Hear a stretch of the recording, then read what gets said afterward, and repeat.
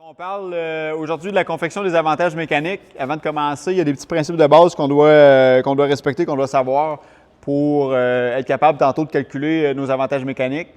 Donc, les petits principes de base, il y en a 3. Pour commencer, on va parler des nœuds. Donc, quand le nœud, comme ça, commence à l'ancrage, on va tout le temps avoir des systèmes qui vont être pairs. Donc, un système qui va être un 2 pour 1, 4 pour 1, 6 pour 1.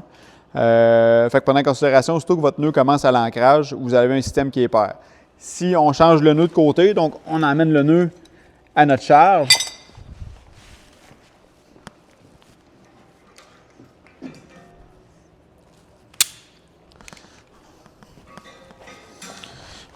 Comme ça.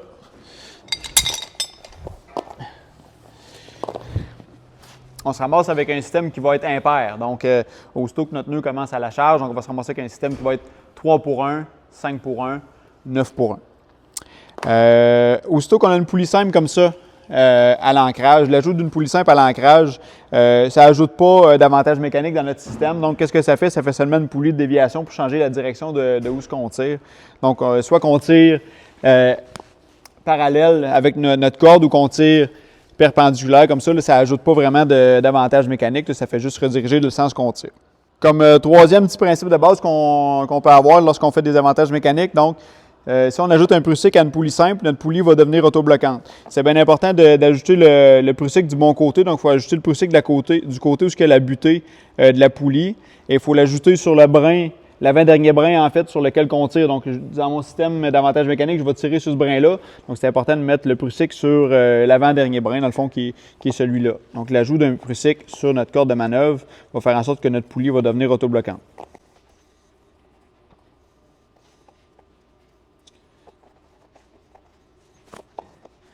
Donc, je viens attacher mon prussique dans le mousqueton, dans le même mousqueton où ma poulie est installée.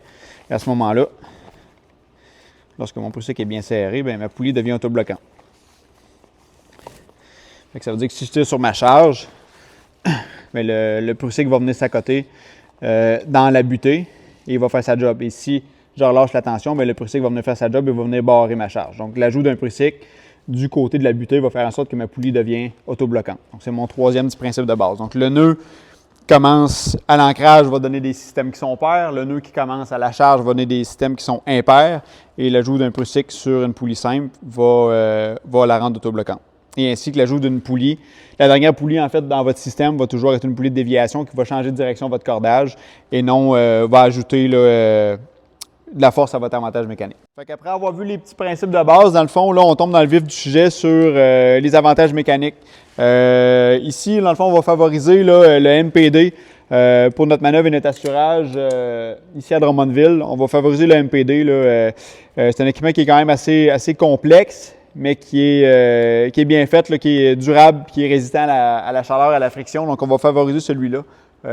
Pour ce qui est de notre manœuvre et notre assurage. Donc, présentement, dans mon système, j'ai seulement passé la corde dans mon MPD. Je me ramasse avec un système qui est un système 1 pour 1, étant donné que mon nœud commence à la charge. Et le fait d'ajouter un bloqueur, une poulie simple sur ma corde de manœuvre, on va le transformer en 3 pour 1.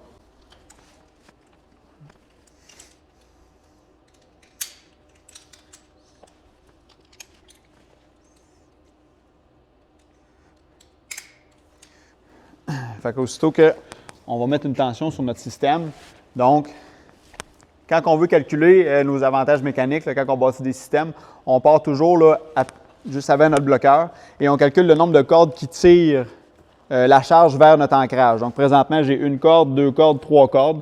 Donc, présentement, j'ai un système 3 pour 1. Comment qu'on calcule, dans le fond, un peu la tension qu'on va avoir à mettre, tout dépendant de la charge. Fait que si, mettons, j'ai une charge de 180 livres, j'ai un poids 180 livres que je dois lever, donc on divise la charge par 3. À ce moment-là, on va falloir mettre 60 livres de tension sur notre système pour pouvoir lever notre charge.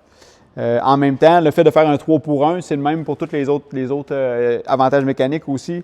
Dans notre ratio, dans le fond, un ratio 3 pour 1, il faut tirer 3 pieds de corde pour lever d'un pied.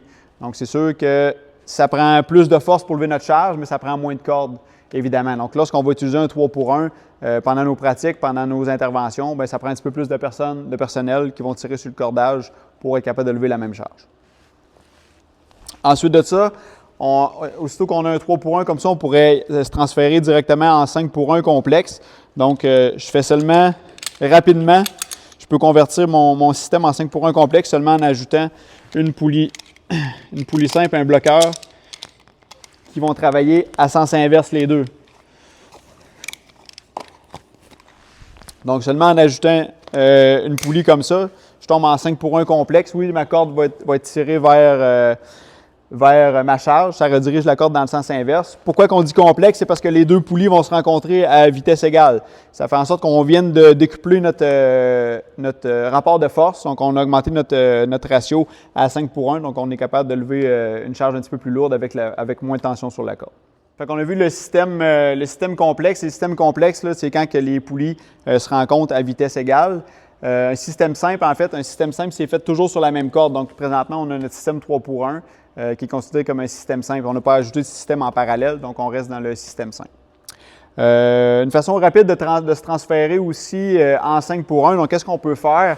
C'est prendre notre poulie simple qui est sur notre bloqueur, qui est déjà installé. On va l'amener à notre ancrage. Qu'est-ce que ça fait? C'est que nos deux cordes ici, excédentaires, qui sont là, vont servir à mettre dans notre poulie double. Donc, on va les garder pour mettre dans notre poulie double. À ce moment-là, on va tomber directement avec un ratio 5 pour 1. Fait que c'est une méthode pour changer rapidement, pour convertir notre système de 3 à 5 pour 1.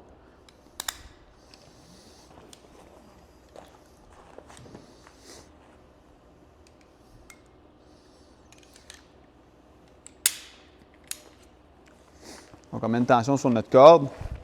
Donc, encore une fois, comment on fait pour calculer notre ratio? Étant donné que la dernière corde tire vers l'ancrage, donc j'ai 1, 2, 3, 4, 5. Donc, ici, j'ai vraiment mon 5 pour 1 qui est installé sur mon système. Fait qu'à partir du 3 pour 1 aussi, qu'est-ce qu'on peut faire? C'est qu'on peut augmenter notre ratio jusqu'à un 9 pour 1. À ce moment-là, on tombe dans des systèmes qui sont composés. Donc, on va faire un système 3 pour 1 sur un autre système 3 pour 1. Dans ce cas-là, les systèmes vont se multiplier. Donc, 3 fois 3 va donner 9. Donc, qu'est-ce qu'on fait? C'est dans un premier temps, on a notre premier 3 pour 1. Et puis, on va se bâtir un deuxième 3 pour 1 sur notre même système.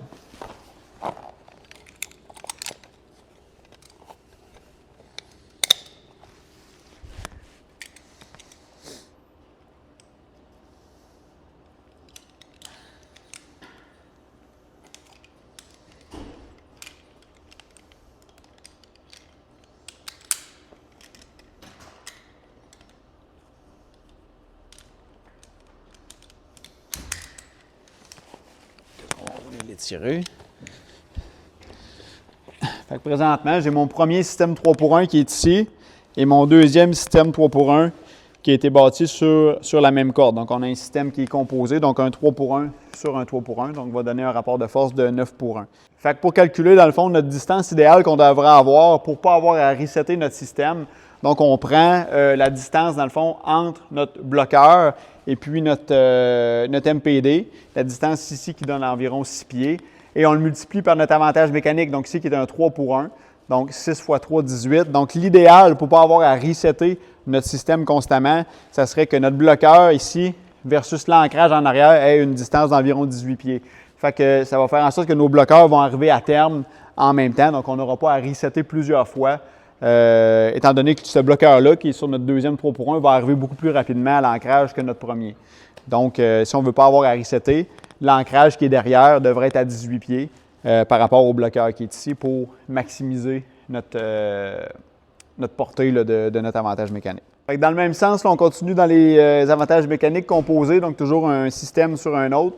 Donc, présentement, on va bâtir un système 6 pour 1. Donc, pour bâtir un système 6 pour 1, donc on a déjà notre premier 3 pour 1. Qu'est-ce qu'on va faire à ce moment-là? C'est qu'on va ajouter un deuxième système qui va être un 2 pour 1. Donc, 2 fois 3 va donner 6. Donc, en ajoutant une deuxième corde, qui est la corde bleue ici, on va tomber avec un ratio qui est 6 pour 1. Donc, présentement, j'ai toujours mon MPD qui prend la tension lorsqu'on va tirer sur notre charge. Fait que mon 2 pour 1 tire sur mon 3 pour 1. Donc, on tombe avec un ratio rapidement. On est capable de convertir notre système pour tomber à un ratio qui est de 6 pour 1. Dans le cas où on a besoin de la pleine longueur de notre corde, dans le cas où on serait exemple dans un silo, qu'on a besoin de la pleine longueur, qu'on a besoin d'un 300 pieds de corde, puis qu'on ne peut pas bâtir un avantage mécanique directement sur notre corde, ou qu'on a à monter et à descendre plusieurs fois rapidement dans un court laps de temps. Donc, on va faire un avantage mécanique qui est composé. Dans ce cas-là, dans le fond, on va se bâtir un système là, avec des poulies doubles qui va être soit un 4 pour 1 ou un 5 pour 1. Donc, quand je dis 4 pour 1, dans le fond, si on le prend dans ce sens-là, donc ma dernière corde va tirer vers ma charge. Donc, j'ai 1, 2, 3, 4 cordes. Donc, j'ai un 4 pour 1 comme ça. Et si je fais juste pivoter mes poulies comme ça, et ma corde où je vais manœuvrer se retrouve à tirer vers l'ancrage. Donc, je me retrouve avec un système qui est 5 pour 1. Donc, j'ai 1, 2, 3, 4, 5. J'ai 5 cordes qui tirent ma charge. Donc, je me retrouve avec un système qui est 5 pour 1. Donc, on le met dans un sens ou dans l'autre, le rapport de force est presque le même. Fait que pour l'exemple qu'on va faire ici, là, on va l'installer en 5 pour 1.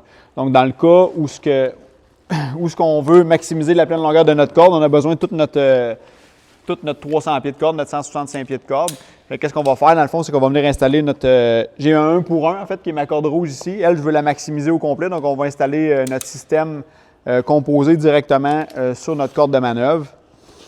Le désavantage de cette technique-là, c'est que ça prend une personne de plus qui va venir manœuvrer l'MPD pour prendre le mou et ou plusieurs personnes qui vont manœuvrer l'avantage mécanique pour tirer sur notre charge. Donc, je vais avoir un groupe de pompiers ou un seul pompier qui va tirer sur la corde de manœuvre qui va devenir l'avantage mécanique ici, tandis que moi, je serais à la manœuvre et je viendrais prendre le mou sur le MPD au fur et à mesure. Donc, si on a à monter ou à descendre plusieurs fois dans un court laps de temps, on va faire ce système-là, ou si on a à maximiser notre cordage à manœuvre, qui est la corde rouge, à sa pleine longueur. Donc, on n'aura pas le choix de se bâtir un avantage mécanique qui va être combiné comme ça. Dans le cas où on voudrait passer un nœud, ça pourrait être bon aussi. Se bâtir un système comme ça, on pourrait le faire avec un Aztec Kit aussi. C'est le même principe, le Aztec Kit est déjà monté, donc on gagnerait en rapidité, mais celui-là, étant donné la grosseur des poulies, la grosseur de corde, on a un petit peu plus de force avec celui-là qu'avec le Aztec Kit.